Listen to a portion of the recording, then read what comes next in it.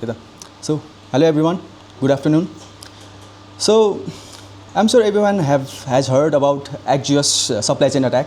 हैन त्यो last time हाम्रो I think March 31 मा भएको थियो supply chain attack. So it was a serious attack on a widely used NPM package where malicious version was published after maintainer's account was compromised. हैन so maintainer को account compromise भएको थियो, त्यसमा उसले certain कोडहरु push गराएको थियो package रजिस्ट्रेसनमा.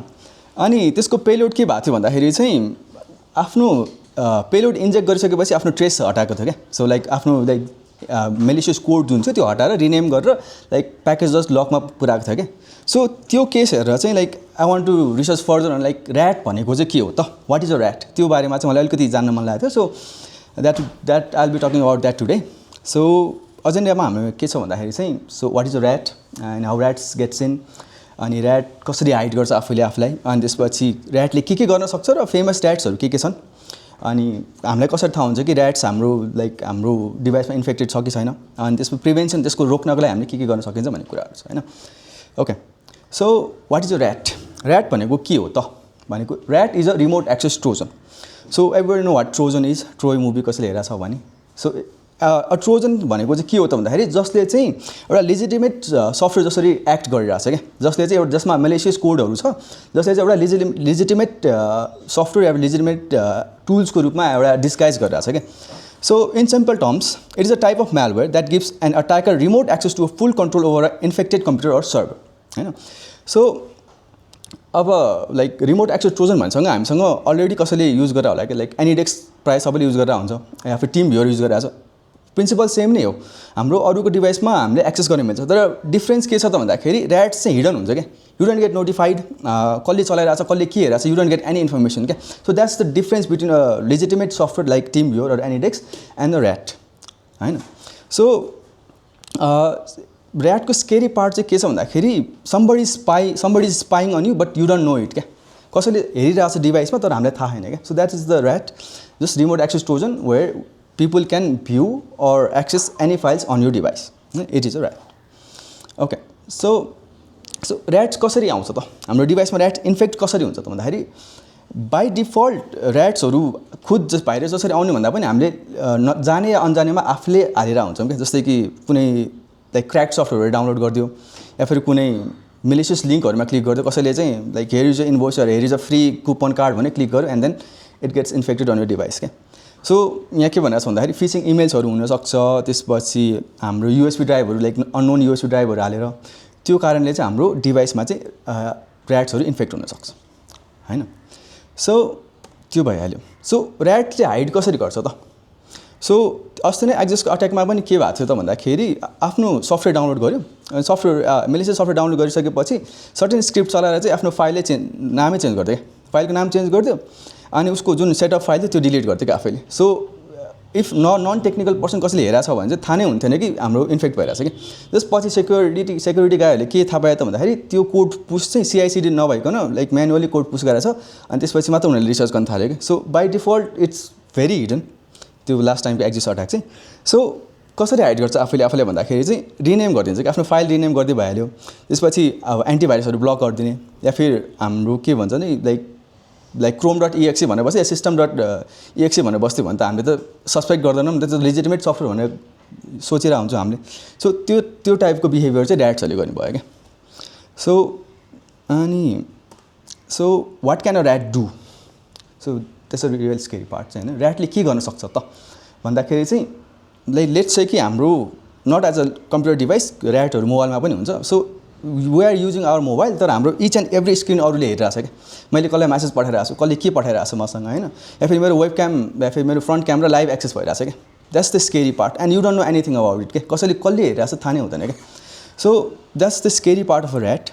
ऱ्याटले के गर्न सक्छ भन्दाखेरि watch your screen on real time, record your microphone or access your webcams, log keystroke. अब मैले केही पासवर्डहरू टाइप गरिरहेको छु भने की स्ट्रोक गरेर टेक्स्ट फाइलमा बस्दिन्छ क्या. त्यो भइहाल्यो. अर हाम्रो के गर्न सकिन्छ भन्दाखेरि एज अ प्रक्सीको रूपमा कि मेरो डिभाइसबाट चाहिँ अरूले अट्याक गरिदिने क्या. So that type of behaviour चाहिँ हाम्रो ऱ्याट्सहरूले गर्न सक्छ हैन. सो फेमस ऱ्याट अब यहाँ कतिको थाहा छ कसलाई हैन. सो डार्क कमेट भन्ने छ एउटा, अनि घोस्टनेट भन्ने छ, ब्ल्याक सेड्स भन्ने छ. सो मैले पर्सनली थाहा भएको भने चाहिँ एउटा छ, यो चाहिँ ओपन सोर्स ऱ्याट हो, everybody can download it and use it as a software क्या होइन. इफ अलिकति फेमिलियर छ भने क्वेजा ऱ्याट भन्ने छ, गिटहबमा फ्रीमा पाइरहेको कि.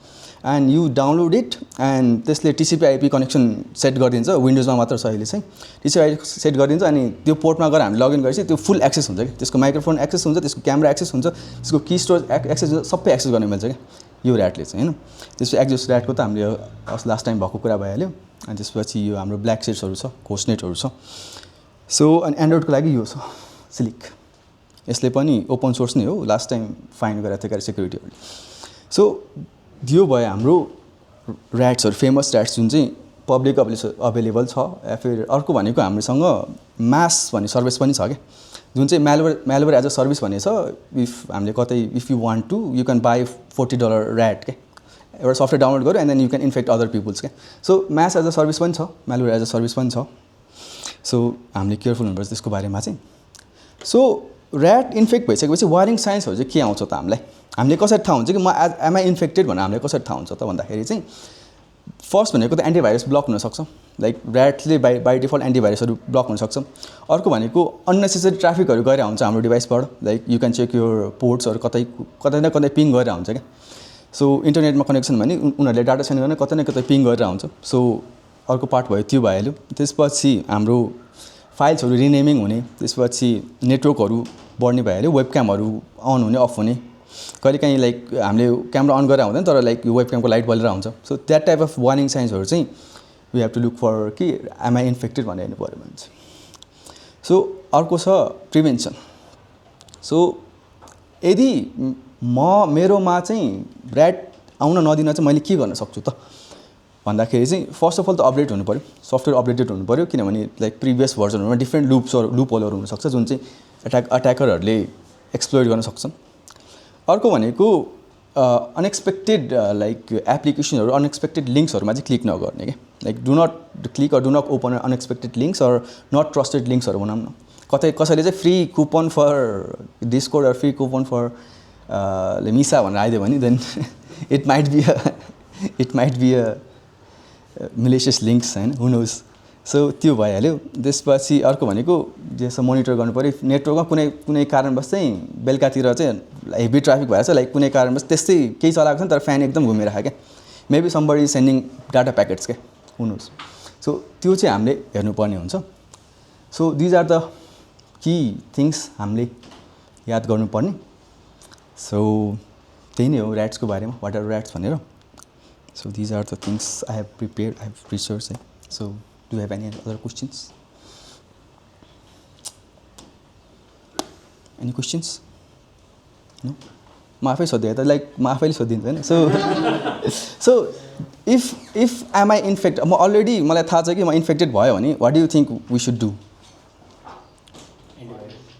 एन्टिभाइरस लाइक होइन. First of all like first of all के थाहा भने तल ल्यापटपमा गएँ, म तल ल्यापटपमा गएँ तर मलाई के थाहा भयो कि म इन्फेक्टेड छु क्या. What should be your first like train of thought? Shut down. First of all त डिस्कनेक्ट फ्रम इन्टरनेटबाट डिस्कनेक्टै गर्नु पऱ्यो, किनभने ट्राफिक पठाउनु भने त्योबाट भयो होइन. अर्को पार्ट के छ भन्दाखेरि चाहिँ if you are not a technically savvy guy, contact your like team भनौँ न, जस्तो सेक्युरिटी टिम भनौँ न. किन भन्दाखेरि कसले गरिरहेको छ, कहाँबाट ट्राफिक आएको छ त्यो हामीले ट्र्याक गर्न सजिलो होस् होइन. दोस्रो भनेको अनि तेस्रो मेन भनेको चाहिँ अब हामीले like if it's well hidden the main like nuclear solution भनेको चाहिँ restart reboot your whole system क्या. अर्को भनेको के भन्छ पासवर्डहरू चेन्ज गर्ने, पासवर्डहरू रिसाइकल गरौँ भनौँ न. इफ यु आर फिल कि युआर इन्फेक्टेड हो भने एभ्री पासवर्डहरू चाहिँ कम्प्रोमाइज भएको छ भनेर हामीले अज्युम गर्नुपर्ने हुन्छ and then change the passwords. So those are the main things if you think you're infected. Yes अर्को डिभाइसबाट, त्यो डिभाइसबाट गर्नु भएन, त्यो डिभाइस त इन्फेक्टेड भयो क्या. त्यही भएर न्युक्लियर अप्सन भनेको change the OS or remove the OS and reinstall one के on that device. So these are the things. Do you have any questions? Anybody? No? Same after we know that we have been infected, then we shut down the device. So not inhalation was awesome. Then we reconnect or reopen the device and then the listening on the now त्यो time frame चाहिँ कसरी identify हुन्छ अथवा how what is the next step after we shut down? Okay, so main हामीले अब गर्नुपर्ने कामहरू के छ भने फर्स्ट अफ अल त डिस्कनेक्ट गर्नु पऱ्यो होइन. डिस्कनेक्ट गरिसकेपछि आफ्नो पासवर्डहरू डिफ्रेन्ट डिभाइसेसबाट रोल ब्याक गर्नु पऱ्यो. त्यसपछि भनेको you take in the security guys क्या. सेक्युरिटी गाइज आउँछ अनि त्यसपछि उनीहरूले फोरेन्सिक्स गर्छ कि कहाँबाट हेरेछ त अट्याक कहाँबाट सुरु भयो अनि त्यसपछि कुन पोर्टमा उनले पिङ गरिरहेको छ होइन, कहाँ कुन पोर्टमा पिङ गरिरहेको छ. किनभने पछि थाहा हुनु पऱ्यो नि त, पछि इनकेस फ्युचरमा त्यस्तो आयो भने हामी कसरी त्यसले गर्ने फोरेन्सिक्स राख्नुपर्ने हुन्छ क्या त्यसको लागि चाहिँ. सो त्यो पार्ट हुन्छ and then after that security guys गर्न ह्यान्डल द्याट मेबी होइन. अर मेन हाम्रो इफ हामीलाई सेक्योर थाहा कि हाम्रो डिभाइस इन्फेक्टेड भएको छ भने we should go for the nuclear options, remove everything and then restart the new OS नयाँ हालेर ट्राई गर्छौँ काम होइन. किन भन्दाखेरि we don't know where the RAT is. यस यस यस ओएस नै गर. किनभने कहाँनिर कुन चाहिँ सिस्टम फाइलमा हिडन छ थाहा छैन नि त होइन. हामीले त इफ त्यसको लागि त डिप रिसर्च गर्नु पऱ्यो होइन, कहाँनिर छ के कहाँनिर पिङ हानेर छ कसले के गरिरहेको छ भन्ने कुरामा. सो त्यो भइहाल्यो. Any questions, any other questions, anybody? No sorry.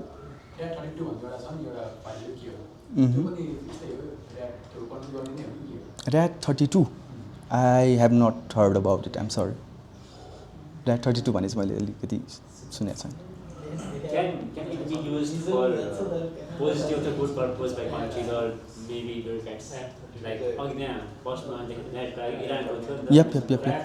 So Al-Qaeda, second government use it for spying activities.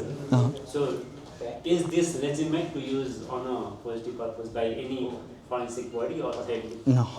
Privacy is very like sensitive topic हो नि त होइन. तपाईँलाई थाहा नभइकन तपाईँको डाटा लियो भने इज इट लेजिटिमेट? नो होइन. जो नै होस्, गभर्मेन्टले नै होस्, कसैले जसले नै होस् होइन, तर मेरो डाटा मेरो कन्सेन्ट बिना लिइरहेको छ भने द्याट इज अलवेज फल्स क्या होइन. That is not a good भनौँ न होइन. त्यो हो. सो यस एडवर्ड स्नोडनको केस छ.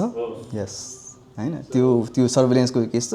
It's still happening but you don't know about it होइन. But what can you do. Yup. त्यसपछि सायद एडवर्ड स्नोडनको केसपछि everybody was taping their webcam क्या होइन. Yup everybody was taping their webcams. Yes exactly. So त्यो थियो. That was the topic. So anyway, so if last takeaways भनेको मेरोबाट के छ भन्दाखेरि चाहिँ ऱ्याट्स आर साइलेन्ट, पावरफुल र इजियर टु डिप्लोय भनिरहेको छ होइन. सो अघि भर्खर भने इफ यु वान रिसर्च होइन, क्वेजा ऱ्याट भन्ने छ, यु क्यान लाइक भर्चुअल मेसिनमा डाउनलोड गरेर हेर्न सकिन्छ. इजिली एउटा EXE फाइल बनाइदिन्छ अनि कुनै भिक्टमले डाउनलोड गरेर लाइक एकचोटि रन मात्र थिच्यो भने उसले आफ्नो फाइल हिडन गरिदिन्छ. You don't know about it होइन. एन्ड देन यसको सर्टेन एउटा आइपी दिन्छ कि त्यो आइपी प्लस पोर्टमा गएर हामीले हान्यो भने चाहिँ यु हेभ त्यो फुल एक्सेस क्या. उसको वेब क्याम एक्सेस गर्न मिल्यो, उसको किबोर्ड की स्ट्रोकहरू एभ्रिथिङ यु क्यान एक्सेस क्या.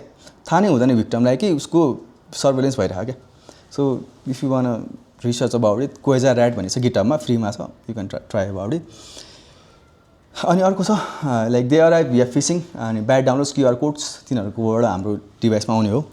अनि अघि यहाँ भने जस्तै एकचोटि भित्र आइसकेपछि एभ्रिथिङ इज कम्प्रोमाइज्ड. अनि त्यसपछि अर्को भनेको always use MFA or 2FA, multi-factor authentication or two-factor authentication for all your passwords. That's the key takeaways. Thank you. This has been Bimal Pariyar. Thank you for attending my knowledge catch-up.